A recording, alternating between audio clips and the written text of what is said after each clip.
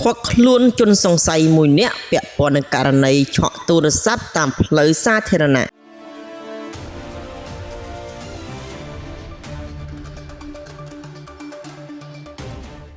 ในថ្ងៃទី25ខែកញ្ញាឆ្នាំ2025កម្លាំងប៉ុស្តិ៍នគរបាលចំចៅទី3នៃអធិការដ្ឋាននគរបាលខណ្ឌពោធិ៍សែនជ័យបានឃាត់ខ្លួនជនសង្ស័យមួយនាក់ពាក់ព័ន្ធនឹងករណីឆក់ទូរស័ព្ទតាមផ្លូវសាធារណៈគណៈកម្លាំងត្បាត់ដល់ចំណុចបូរីញូថោនភូមិព្រៃទា1សង្កាត់ចំចៅទី3ខណ្ឌពោធិ៍សែនជ័យជនសង្ស័យឈ្មោះបូវណ្ណៈភេទជនជាតិខ្មែរស្នាក់នៅភូមិព្រៃទាសង្កាត់ចំចៅទី3ខណ្ឌពោធិ៍សែនជ័យរាជធានីភ្នំពេញប្រព្រឹត្តបទល្មើសឆក់ទូរស័ព្ទដៃពីជនជាតិចិនកាលពីថ្ងៃទី5ខែកញ្ញាឆ្នាំ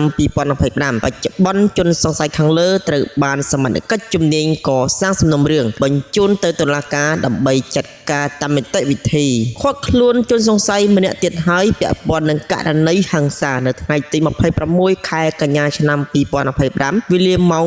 3:00 នាទីរសៀលនៅចំណុចបន្ទប់ជួលសង្កាត់ព្រៃប្រាខណ្ឌច្បារអំពៅកម្លាំងប៉ុស្តិ៍នគរបាលរដ្ឋបាលផ្សារចាស់បានស្រាវជ្រាវឃាត់ខ្លួនជនសង្ស័យឈ្មោះប៉ែនសវណ្ណដេតជាបពួកជនសង្ស័យឈ្មោះរិទ្ធកក្តាដែលបានប្រើអំពើហិង្សាវាយជនរងគ្រោះផ្ដើមចេញពីគ្រោះថ្នាក់ចរាចរណ៍ប្រព្រឹត្តល្មើសនៅចំណុចផ្លូវ110សង្កាត់ផ្សារចាស់ខណ្ឌដូនពេញនៅថ្ងៃទី26ខែកញ្ញាឆ្នាំ2025វេលាម៉ោង 3:10 នាទីទៀបភ្លឺបច្ចុប្បន្នជនសង្ស័យកំពុងឃាត់ខ្លួនជាបណ្ដោះអាសន្នដើម្បីចាត់ការតាមនីតិវិធី